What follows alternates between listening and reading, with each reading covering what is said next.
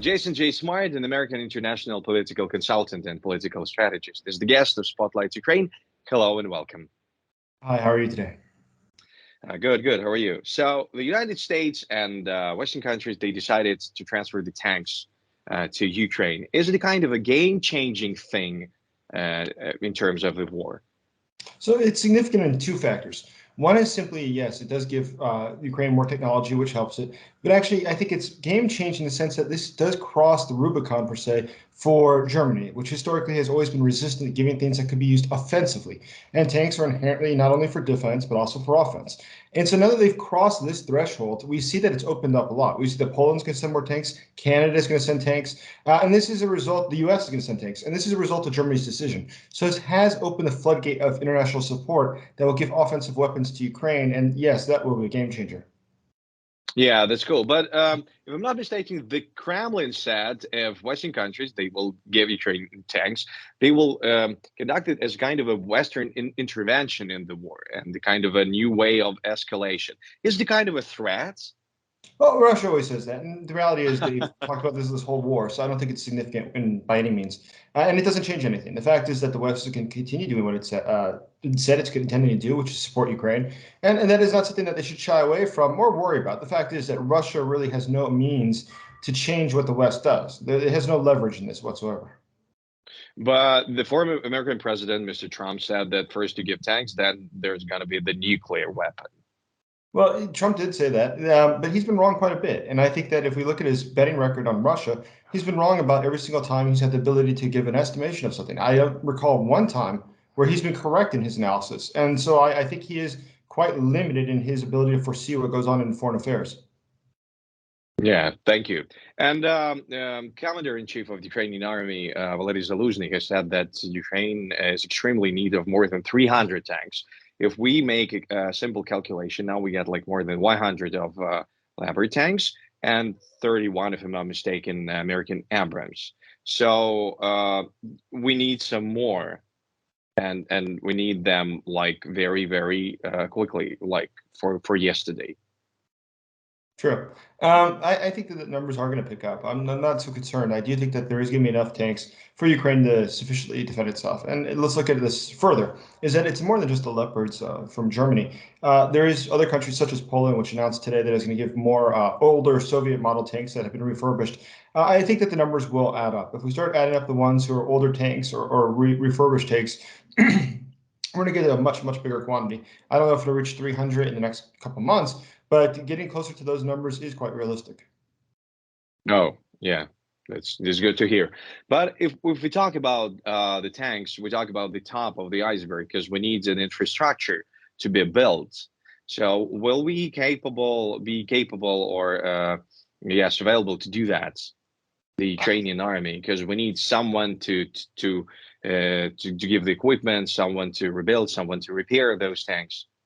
Sure. I mean, it's one of the, actually, as you recall, one of the technical reasons that a lot of countries did not want to give tanks, including the United States, it was simply because, listen, anytime you have a tank fleet, just as a rough number, about half the tanks aren't working. I mean, a significant number, let's say 40%. And the reason is simple. They're being refurbished. Tanks are massive. They're very heavy, and they break down a lot. So when they break down, if you don't have the right parts, you're stuck with a big piece of metal that can't do much. And so tanks take a lot of refurbishing. So let's imagine we send these Leopards over here. What happens next? Well, how if the tank breaks down? Where do these go? Where do you fix it? Do you have to send it all the way back to Poland? Because Poland's not going to allow for these people to come in here to repair them, obviously. So it means it has to be put on a train and go all the way back to Poland. A lot of time is lost. A lot of effort is needed in order to repair that tank.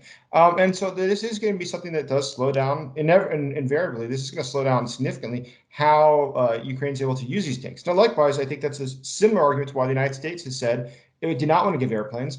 It's simply because the auto mechanics of this. I mean, listen, when an airplane part, and there's tens of thousands of parts in an airplane, one part breaks. If you don't have it, you can't just substitute something else. You have to have that exact modeled piece to go into the airplane. And so what happens? All of a sudden, let's imagine that if tomorrow Ukraine had 4 F-16s, but 3 of them were missing some little piece. Well, what was the point of that? What can we really do with this? It's quite limiting. The U.S. is lucky in the sense that its military is just so large that obviously it can take care of all of its aircraft, whereas for Ukraine, that would be much more challenging. Yeah, but how much time will it take for Ukraine to make this infrastructure? Are we talking about the months, like 1, 2, 3, maybe till the summer of 2023? Oh, it'll take a very, very long time. It won't be soon. Okay. Yeah, yeah, I see. So you've already mentioned F-16. So airplanes is the next step. Yeah, I think that there is a good chance that they saw this morning that 4 senators have called on the Biden White House to turn over airplanes to Ukraine and the ATACMS, obviously. And I think actually, to be quite frank, just due to the technical reasons that I've mentioned, getting parts, I think that the ATACMS is probably where Ukraine should probably focus on its attempts of pressuring the Americans, pressure on the ATACMS, because the fact is that's something that's easier to ship. That's something that is less part complex than something like an airplane, less training involved. And so it's something that I think could be changing the battlefield much, much, much faster. And I think it is very realistic that Ukraine could really see those in the near future. Yes, thank you. And the last question is, so the West wants neither to lose or not to win the war. So they need Ukraine to not to lose or just to win the war. What is the So last step of there? it's a really good question because, and I think that is part of what these tanks symbolize, is that there is a realization now it's no longer just about defending Ukraine. Because what does that mean? If Russia's still in the pushed out of the country, we could still invade at any time. What is that? So we have to, in fact, make Ukraine win. That is to defeat Russia. And if Russia is defeated, then Ukraine wins. That's really what our goal has to be, not simply repelling the invaders out of the country's borders. As long as it can take, like knowing It's, Russian resources. Yeah, I think it's going to be necessary. I mean, listen, there's really only two options. Russia at this point is not intending to give up. There's no signs that Putin is rethinking what he wants to Yeah. do. And so unless we can make it painful enough for Russia, it's just going to keep coming. Yeah, I see. And the mobilization in Russia. So what do you think? Is it going to be helpful? It is something that's definitely going to serve the interest of Russia. I mean, let's be honest, they're going to call up a ton of people. But at the same time, I think this is a destabilizing act. There's a lot of things that are going on in Russia that I think are good signs. One is that the mobilization so far have not been popular. Putin has been able to rely on things such as ethnic minorities as well as prison populations. So there are people that aren't noticed, let's say, in Moscow or St. Petersburg. Now, the more people he starts to call up, the more it's become noticeable to the general population. Already, just think about this, out of Generation Z men in Russia, about 5% have already died or been injured in the war, which is a massive number. When you look at the numbers who have been mobilized or the numbers who have fled the country, in addition, you're getting to more than 15% of the population of Generation Z men. So this is something that all of a sudden, it's not just so distant. This has become people I know who have had to leave the country and never come back because they want to avoid mobilization, for instance.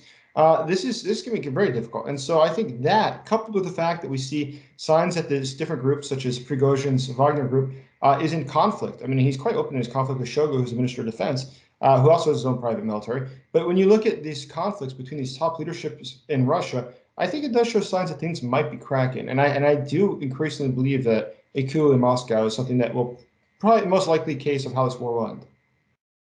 Thank you. Thank you so much. Jeyson J. Smart, American international political consultant and political strategist, was the guest of Spotlight Ukraine. Thank you.